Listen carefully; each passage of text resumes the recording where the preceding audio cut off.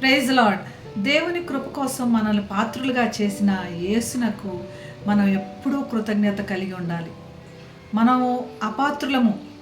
మనం ఏ స్థితిలో ఉన్నా కూడా అది దేవుని యొక్క మహా కృపను బట్టి దేవుడిచ్చిన భాగ్యం. దేవుడిచ్చిన ఈ మహా కృపను బట్టి దేవునికి కృతజ్ఞత కలిగి ఉండండి.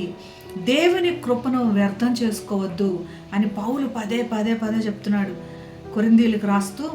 కాగా మేము ఆయన తోడి పనివారమై మీరు పొందిన దేవుని కృపను వ్యర్థం చేసుకొనవద్దని మిమ్మల్ని వేడుకొంచున్నాను.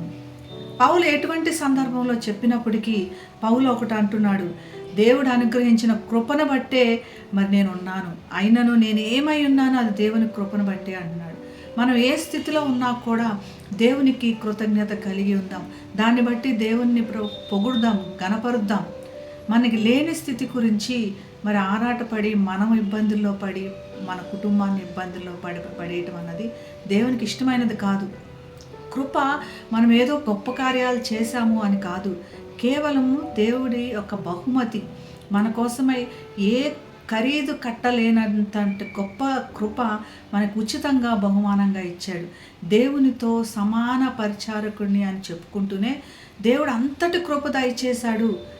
కాబట్టి మనం ఈరోజు గుర్తు చేసుకుందాం, మనం ఏ స్థితిలో ఉన్నా అది దేవుడు మనల్ని ఇచ్చిన స్థితిని. కాబట్టి మనం మన స్థితిని గ్రహించి దేవుని యొక్క ప్రేమను గ్రహించి దేవుని స్తుతిద్దాం. క్రీస్తులో మనకు భాగస్వామ్యం ఉంది. అంతటి గొప్ప కృప మనకి ఇచ్చాడు. ఈ కృపను వ్యర్థం చేసుకోవద్దని. యేసునందు విశ్వాసం ఉంచిన ప్రతి ఒక్కరికి పాప క్షమాపణ దొరికింది, కృప అనుగ్రహించాడు. దీన్ని బట్టి దేవుని స్తుతించి గణపరిచి మరి ఇంకనూ ఎంతోమందికి దేవుని కృపని గురించి వివరిద్దాం, ప్రార్థన చేసుకుందాం. మహాగణుడు అయిన యేసయ్య, నిన్ను గణపరుస్తున్నాం ప్రభా. నువ్వు మమ్మల్ని ఏ స్థితిలో ఉంచావో అది నీ కృపను బట్టి నీకు కృతజ్ఞతలు చెల్లిస్తున్నాము. ఇంకనూ ప్రభా నిన్ను మేము ప్రేమించలాగన, ఇంకనూ నీ కృపను గురించి ఎంతోమందికి వివరించలాగన మమ్మల్ని అందరినీ సిద్ధం చేయమని, మా ప్రతి పరిస్థితి కూడా ఎరిగిన వాడవు, సరిచేయగలవాడు, మమ్మల్ని స్థిరపరచగలవాడు, నీ కృతజ్ఞతలు చెల్లిస్తూ యేసు నామమున ప్రార్థిస్తున్నాం తండ్రి. ఆమెన్.